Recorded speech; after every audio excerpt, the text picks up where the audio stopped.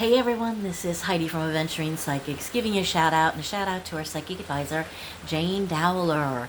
And I am going to be continuing with our Earth Green Witch series. And last time that I was on, we were talking about some of the flowers that belong to the Christmas season. So in my last video, we were talking about mistletoe. In this video, I want to dive deep into the poinsettia tree. Now, poinsettias were introduced to the United States by Mexico in December 12th of 1812. And actually, December 12th is considered Poinsettia Day. So that is probably one of the reasons why it is considered a Christmas plant. But in Christianity, the poinsettia, the red, was considered the blood of Christ. And then the star-shaped plants, or leaves I should say, were considered the Star of Bethlehem. So again, we have a Christmas involved with that. I like the fact that it symbolizes renewal, it symbolizes purity, it symbolizes refreshing and confidence and hope. So these are some of the things that would represent going into the new year. What do we want to change? What do we want to do? What do we want to give new life to? Something that most all of us do with New Year's resolutions. What's going to be something that's different and uplifting? So that is another reason why your poinsettia plant was considered something for Christmas. They're very symbolic with like hope and positivity, just because you have the beautiful red color of the poinsettia. So no matter what room that you put it in, it brightens up. It gives your spiritual energy a boost of happiness, and it makes you feel good. So that's one of the reasons why it is part of a series of hope, renewal, getting almost like back to the basics and getting a jump start on some positivity in your life, in your work, just in your endeavors of what you are doing, and not making it too complicated out there. There are rituals that happen with the poinsettia because of the warm colors that the reds and the greens leaves give. It is a representation of spring, of the upcoming spring.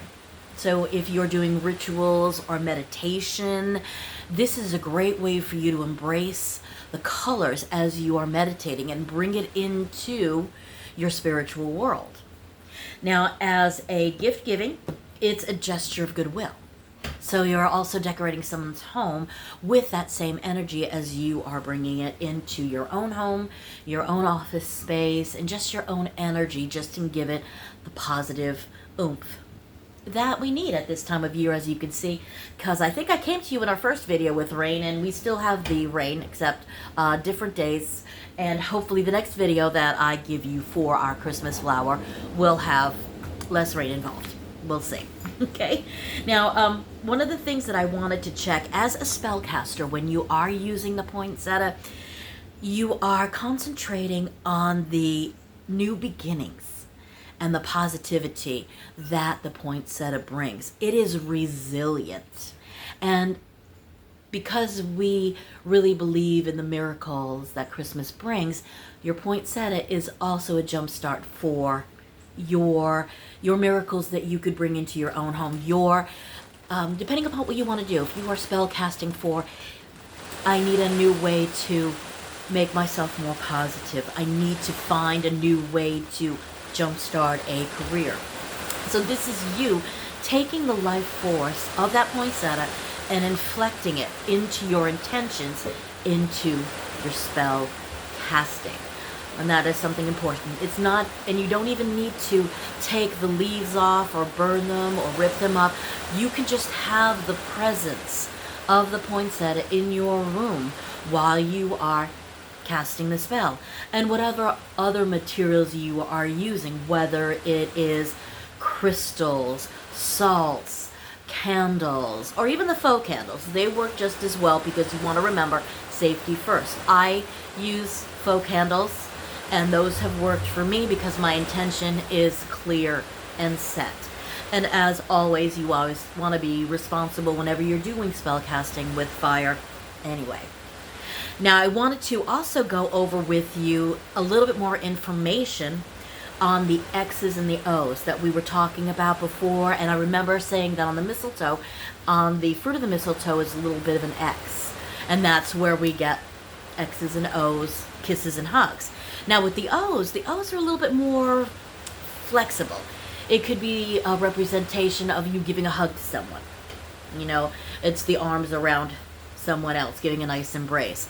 What I found out too, and I want to read it because I want to make sure that I get it correct, is that Ellis Island, when immigrants would sign off, they would sign their names in O's instead of X's. So that would represent them being who they are, not necessarily Christians.